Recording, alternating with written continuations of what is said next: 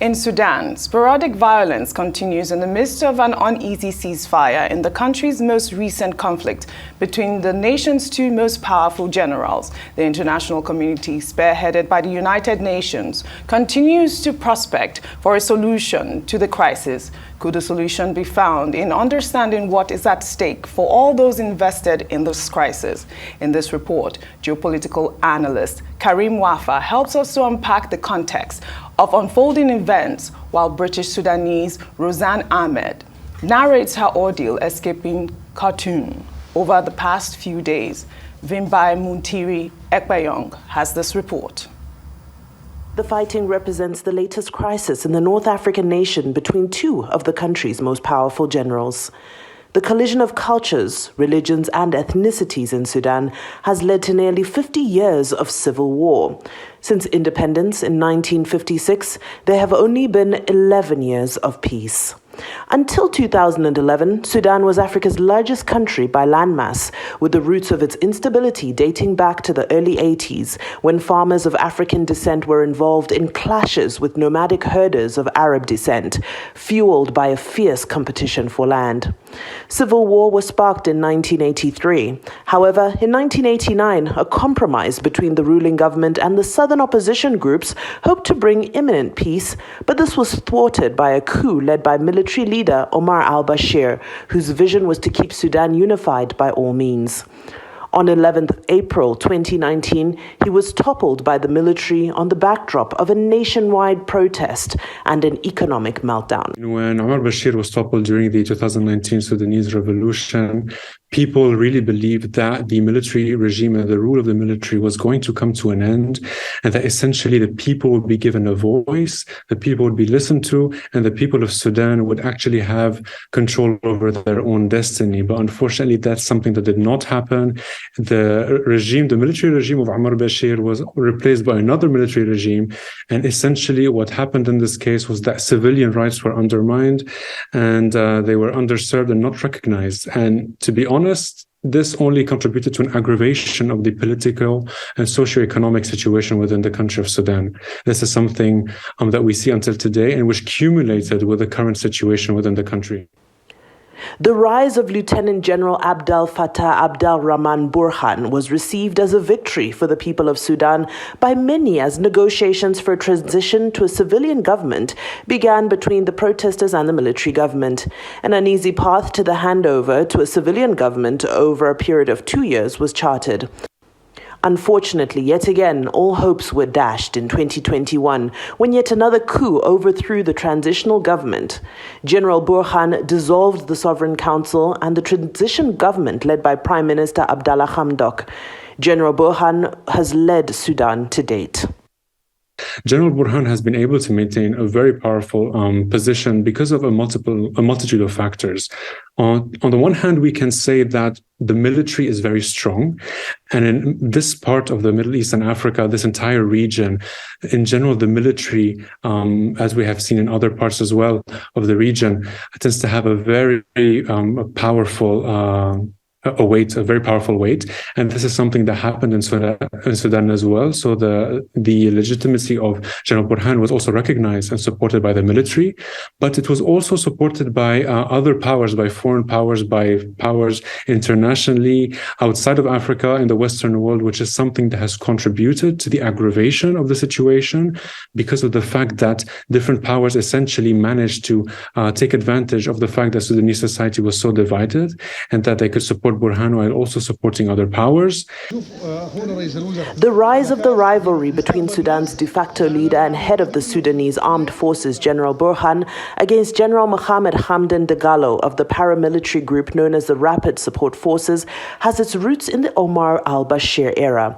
when the former leader intentionally built up both forces and often deliberately set them against each other in his quest to maintain a firm grip on power.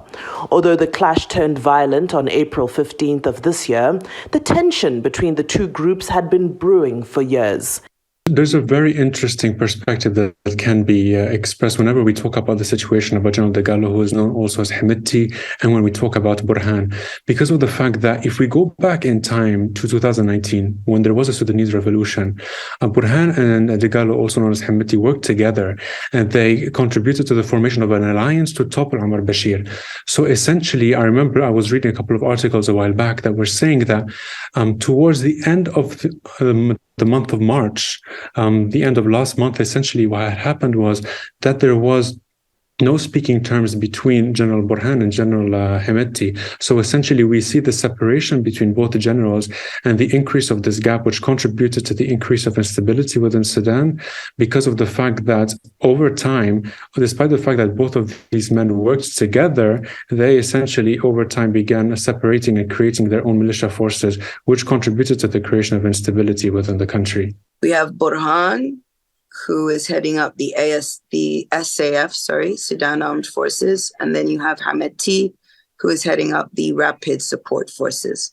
The Rapid Support Forces at one point were a proxy army for the SAF. And they are now fighting each other in what I believe is a proxy war.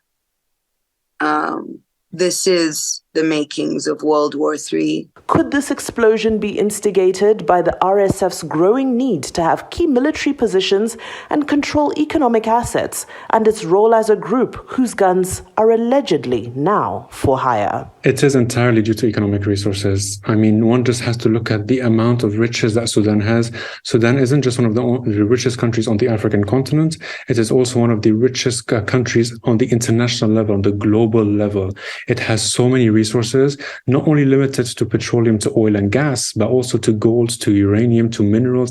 And as well, interestingly enough, a lot of people aren't aware of the fact that Sudan has lots of agriculturally fertile land, which has been attracting investors from different parts of the world. So essentially, we can see that with the Western world has its eyes on our part of the world, has its eyes on the Middle East and Africa, which is why that they all want a part of the cake of Sudan. They all want to be able to have access to Sudanese resources. And to be honest, if Sudan did not have the resources it has, we would not see the situation it is in today, because it is such a fertile land. It has so many resources, and essentially different political powers from across the world are trying to get access to these resources and to be able to benefit from the instability in order to benefit from the economic benefits that Sudan has as well. So everybody, like most of the continent, everybody wants a piece of our land, of our sacred, rich land. And this is why these two armies are killing each other and using us, the civilians, as their human shields, killing us along with them. On the backdrop of this conflict is a global power struggle between the US and Russia over influence in Sudan. Following a visit by Russia's Foreign Minister Sergei Lavrov in February of this year, the Sudanese military government agreed to host Russia's first ever naval base in Africa on its port of Sudan, giving Russia a permanent presence in the Red Sea and the Indian Ocean. During the same visit, Lavrov also pledged that Russia would provide Sudan with weapons. It is also reported that the Russian paramilitary Wagner Group has made huge inroads in securing substantial amounts of gold from Sudan. We do have deep concern about the engagement of the Prigozhin group, the Wagner Group, in Sudan. It's in so many different countries in Africa. An element that, when it's engaged, simply brings more death and destruction with it. And it's very important that we not see its further engagement in Sudan. And I know a number of countries are very concerned with that prospect. Before the most recent conflict broke out, U.S. Secretary of State Anthony Blinken made a statement in what many described as the denouncing of Sudan's military government, as he encouraged the rapid formation of a civilian-led transitional government. Are these events a timely coincidence or an intentional build-up to a modern-day Cold War proxy battle, such as those experienced in Africa during the 1960s? I do believe that this is a proxy war. Sudan is being used as a pawn between different Western powers. Essentially, it ignited friction within the military system of Sudan, and it led to so many disturbances and instabilities across the region. And it literally fragmented the country of Sudan today, because if we look just a couple of decades ago, there was no South Sudan and Sudan. It was a united country, and then it became Sudan and South Sudan. And there are talks there's going to be Darfur as well as a third independent state because of separatist movements. So essentially, we can say that it is a proxy war, and the Western world, between the United States, between Western Europe, Russia, and different political entities, have begun interfering into the country in order to support different militia groups, in order to support different identities and different separatist movements, in order to encourage more instability, which would not only contribute to the damage of Sudan as a country and to Sudanese national identity, but would benefit the Western world, as we have seen during the colonial era, and the continuation of this under neocolonialism as well. With a humanitarian crisis involving multiple nationalities scaling up rapidly in Sudan, the world awaits a permanent solution for lasting peace in the strategic region. The innocent Sudanese civilians, right, are a very resilient and very powerful people. So what we had decided to do was mobilize and organize using the only form of communication that we had sporadically, and that was the internet, WhatsApp and whatnot. So we hired a bus, and that is what a lot of Sudanese communities are trying to do, to make our way to Aswan. We took what was certainly the biggest risk in my life, and that was to step out of our homes and drive through the war zone. We had to drive all across Khartoum in order to get out. The journey was, for me, so harrowing. And then for us to reach the border and experience so much difficulty, I couldn't believe it. I couldn't believe that there was no humanitarian assistance there, number one. No humanitarian assistance whatsoever. Is it because we're not Ukraine? I have no words. Vimbai Mutiniri Ekpeyong for Arise News. That was a brilliant report by Vimbai. Well done. Steve Shater, I mean, as the war rages on in Sudan, I think it is important to note that the warring factions have, extended their 72-hour ceasefire. Yeah. But also this morning, we are hearing that there are warplanes and explosions early this morning in Khartoum. But I think what I actually really liked in that report was the fact that she highlighted the issue of the people that have invested interest in this war. I mean, if you think about it, you cannot imagine that at this stage, 21st century, this is what we are discussing at this point. I mean, even this morning, I believe, or yesterday, the Sudanese former Prime Minister, Abdullah al-Bashir. Former Prime Minister says that the war could be even worse than that of Syria and Libya combined. I heard in that from that journalist who said this is like almost the making of a World War III. But that brings me to the issue that we are having. As we are even speaking, people are trying to escape the capital, Khartoum, and Sudanese nationals are also coming in at the same time. But we have the issue right now at the Sudanese border, between Egypt. Our Nigerians are there, not just Nigerians. There are over 7,000 nationals right now stuck at the border. But what is heartbreaking is that, this is a war situation. I don't know what the issue was, why they weren't able to have land clearance. We have heard, even yesterday, Abike Dabiri said that the Air Force One jet had been deployed, Air Peace have their airspace clearance, but not land border clearance. That is my biggest issue. On Friday, I took the story about how, even the bus drivers are, talking about the fact that they were not paid. They were not paid, but it's not just Nigerians. This is the situation in Sudan at this point. They're making a killing. They are making a killing out of this war.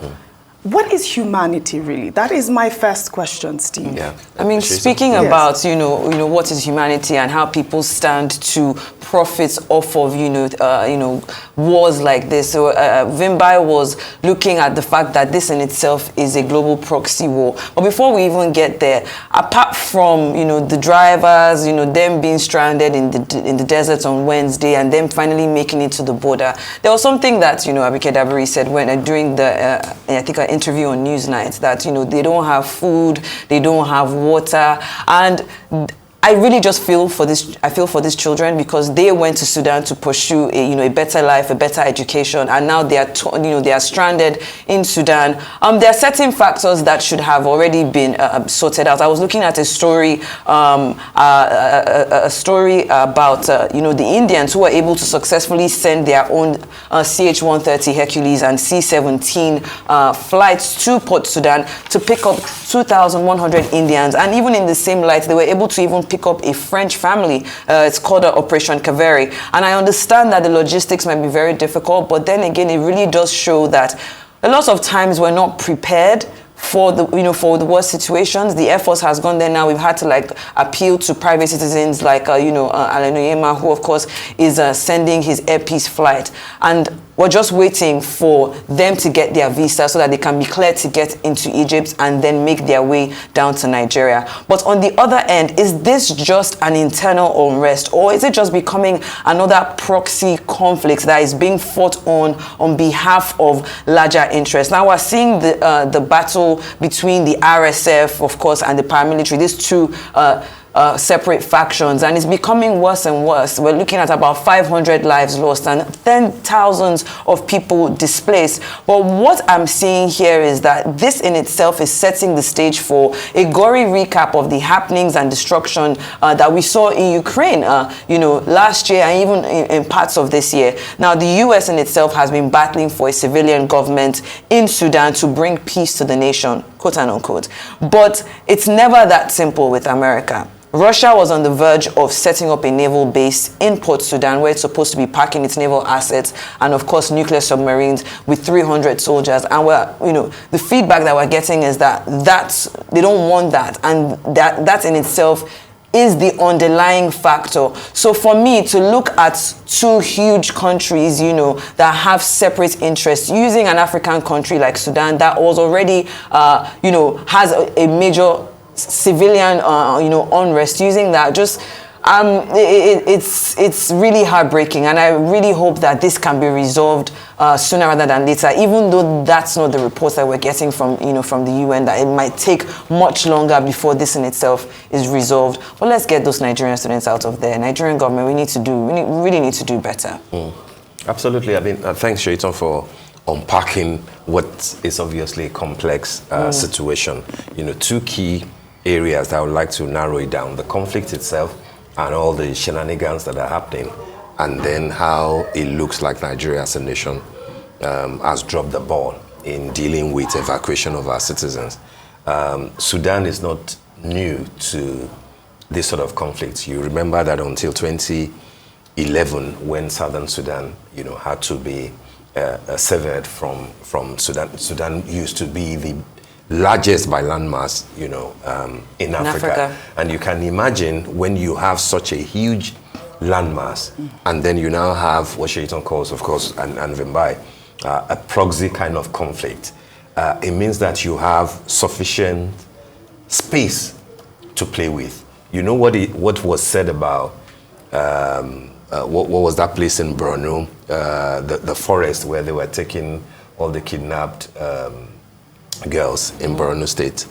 The forest in Borno State? Yes, like what was called? Yes. What I'm trying to say is that the idea was that Sambisa forest. Sambisa. Okay. How could you forget this?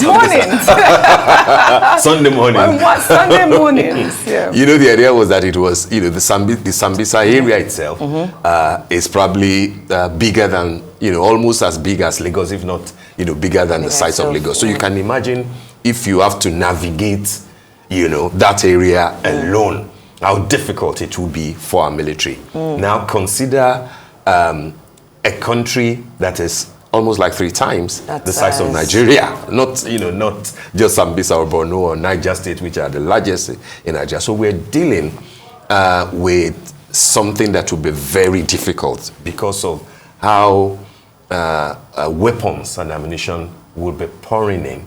And the generals who are involved, the 2 generals, understand the terrain. This is the type of war that they have fought before. You mentioned, where is our humanity because of the bus drivers?